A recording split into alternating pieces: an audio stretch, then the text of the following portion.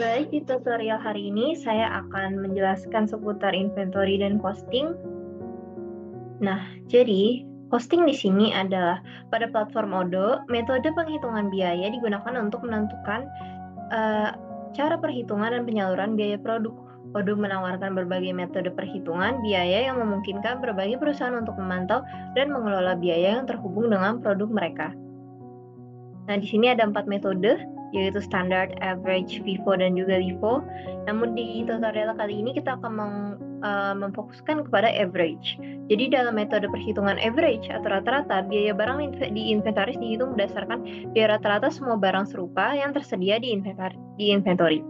Contohnya, biaya satu barang di inventory dibagi oleh jumlah barang yang tersedia di stok. Hasilnya inventory valuation, yaitu cara untuk menetapkan berapa nilai uang dari barang-barang yang dimiliki oleh sebuah perusahaan. Ini penting karena perusahaan perlu tahu berapa banyak barang yang mereka miliki dan berapa harganya. Proses ini memungkinkan perusahaan untuk melaporkan dengan benar nilai inventaris mereka dalam laporan keuangan. Nah, di sini ada dua metode, yaitu manual dan automated. Namun di tutorial hari ini juga kita fokus kepada metode manual. Dalam penilaian inventaris manual, semua proses penilaian dilakukan oleh manusia tanpa bantuan teknologi atau perangkat lunak khusus. Proses ini melibatkan perhitungan fisik barang-barang yang tersedia, pencatatan nilai barang berdasarkan harga pembelian atau biaya produksi, dan penentuan jumlah total nilai inventaris. Meskipun lebih sederhana, penilaian manual rentan terhadap kesalahan manusia, makan waktu, dan juga kurang efisien, terutama untuk perusahaan dengan inventaris yang besar atau kompleks. Jadi di tutorial hari ini kita memiliki sebuah skenario. Nah, jadi tren pasar interior di tahun 2024 adalah furnitur dengan desain 1980-an. Untuk mengikuti tren, PT IKEA mengeluarkan produk baru furnitur set yang bernama 1980s Dream. Untuk memproduksi set ini, PT IKEA memesan lampu dekorasi ke PT Cemerlang. Lampu yang terkirim akan menjadi bagian dari furnitur set yang akan dikirimkan ke PT Sinar Perak yang memesan 100 set, yang berarti mereka juga membutuhkan 100 lampu untuk proyek pembangunan apartemen. Jadi di sini, di skenario ini, purchase-nya adalah 200 lampu yang harganya 200.000 per unit, dan juga cost of goods sold itu 100 lampu yang harganya 300.000 per unit. Oke, kita lanjutkan saja.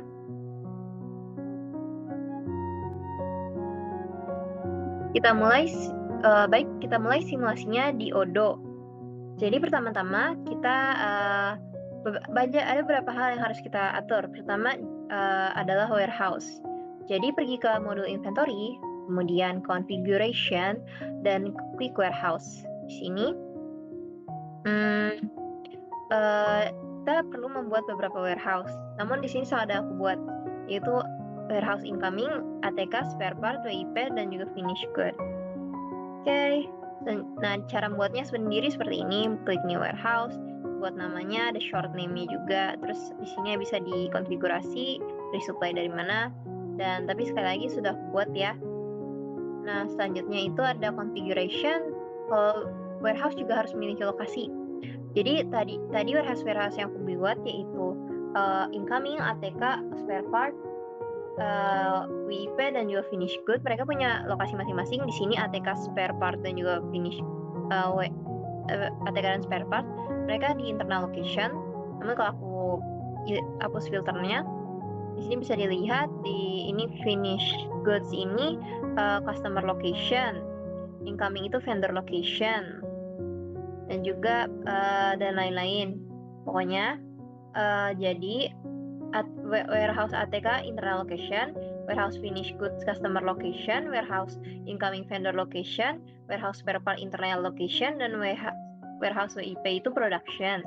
Cara mengeset location, klik new, lalu set nama locationnya. Di sini ada parent locationnya. Kalau kita mau mengeset ini di warehouse yang sudah kita buat, pencet satu warehouse sini, ATK. Di sini bisa diganti nama locationnya. Di sini aku udah set jadi stock, dan juga bisa diganti location type-nya. Tadi ATK ini adalah internal location, jadi sudah benar diganti, dan location name-nya bisa kita ganti di internal misalnya. Dan sebenarnya sudah di-save otomatis, tapi kita bisa save dengan save manual, chat itu. dan jadi internal location. Seperti itu cara konfigurasinya. Selanjutnya adalah, warehouse-nya sudah jadi, kita buat produknya. Jadi berdasarkan skenario tadi, produknya adalah lampu. Mungkin kita mulai dari buat kategorinya.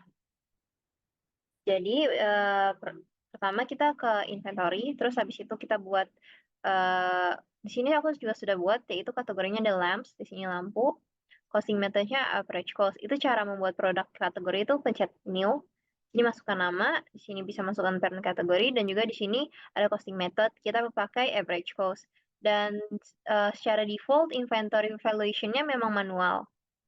Oke, di situ sudah jadi, kita udah punya kategori. Selanjutnya kita buat ke produk. Produk yang kita mau jual dan kita beli, yaitu lampu. Di sini sudah aku buat namanya lampu retro. Nah, di sini kita bisa lihat.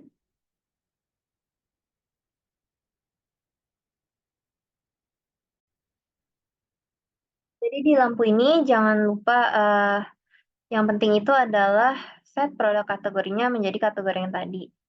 Dan juga ada sales price-nya juga, ada cost-nya sesuai dengan skenario tadi, ada tipenya itu storable. Nah, ini adalah produk yang sudah saya buat, namun cara memang buatnya dari awal tinggal klik new dari products dan juga isi field-field-nya sesuai dengan yang tadi, dan juga sesuai dengan skenario. Oke, sudah jadi produknya sudah ada. Selanjutnya kita mulai skenario pembeliannya. Jadi pertama-tama kita lanjut ke proses purchasing. Buka modul purchase dan buat request for quotation baru. Vendornya adalah PT Cemerlang. Ini sih aku bikin baru ya. Buat PT Cemerlang. Oke.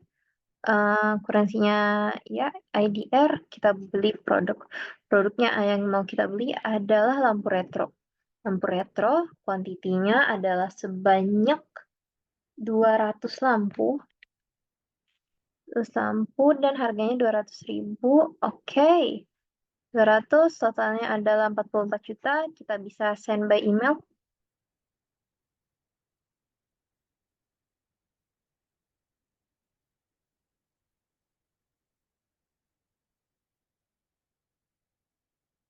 Hmm.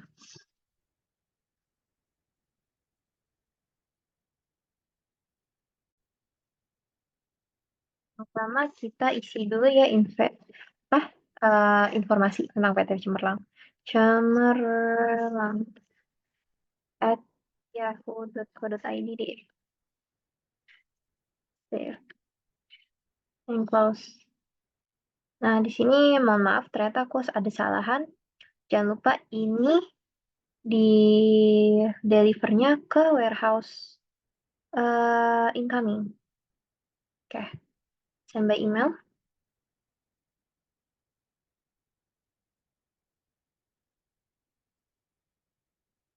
Oke, PT Cemerlang send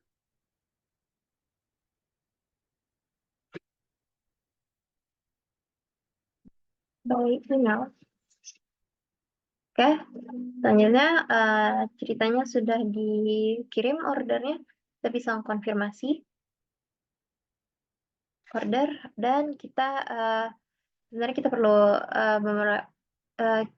sebenarnya apabila sudah sampai di warehouse, kita bisa memencet receive product dan ini akan terdata masuk ke dalam warehouse. Dan di sini kita bisa memvalidasi request for quotation-nya. Oke. Sudah selesai ya request of quotation ini.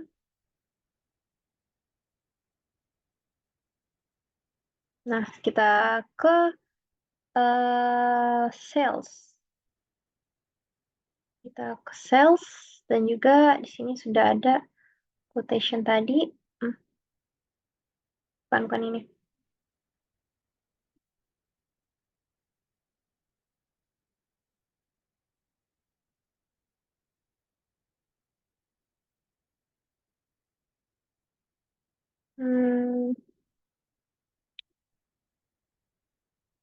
Oke, buat quotation baru ya kita dengan tadi adalah cemerlang. Tadi gimana ya?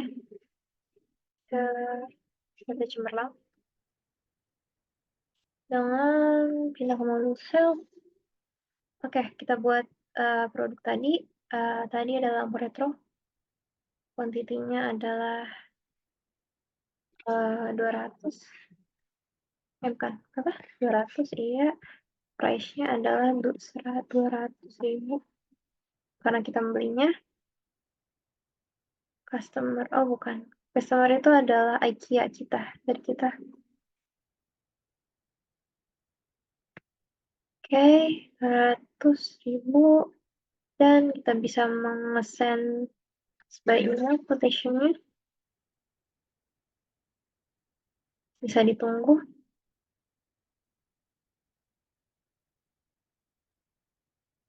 Oke. Bisa dikonfirmasi.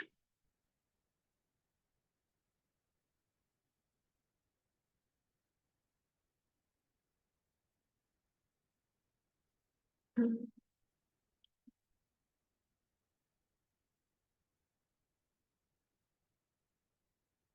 Lalu has been found to replenish. Oke.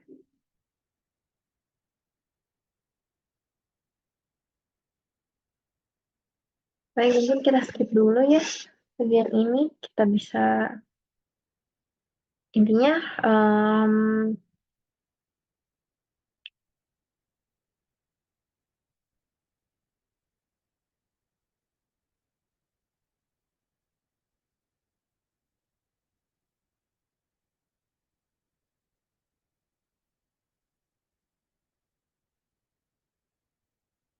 intinya lampunya sudah ada ya di sini di unit kita.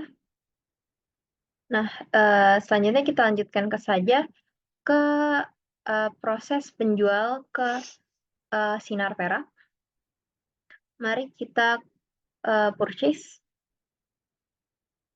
request quotation baru. Vendornya adalah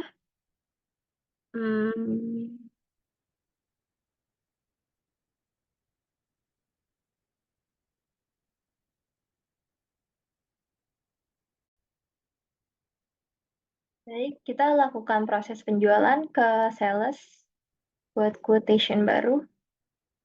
Customer kita adalah PT Sinar Perak dan dia akan membeli lampu retro.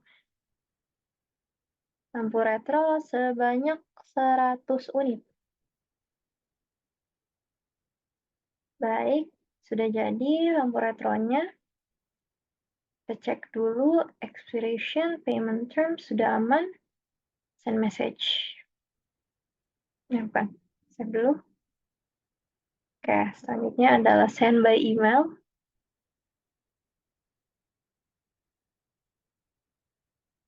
Send Sinar Perak.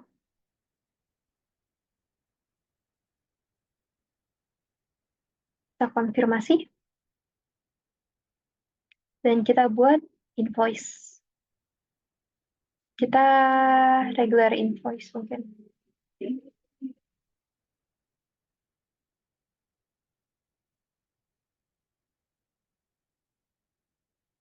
Tunggu.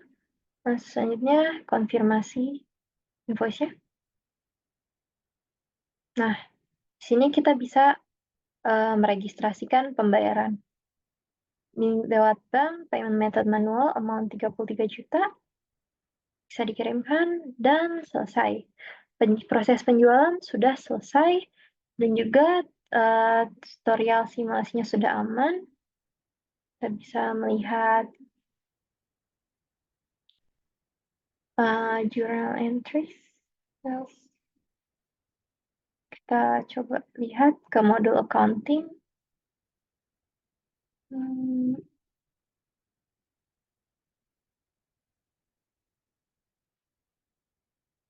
Ini kita lihat ada jurnal items-nya. Di sini yang tadi, customer payment-nya sudah terregister, lampu retro ke Sinar Perak. Oke, kalau di jurnal entry-nya bagaimana? Di sini juga sudah ada PT Sinar Perak. entry yang tadi. Oke, sekian tutorial ini.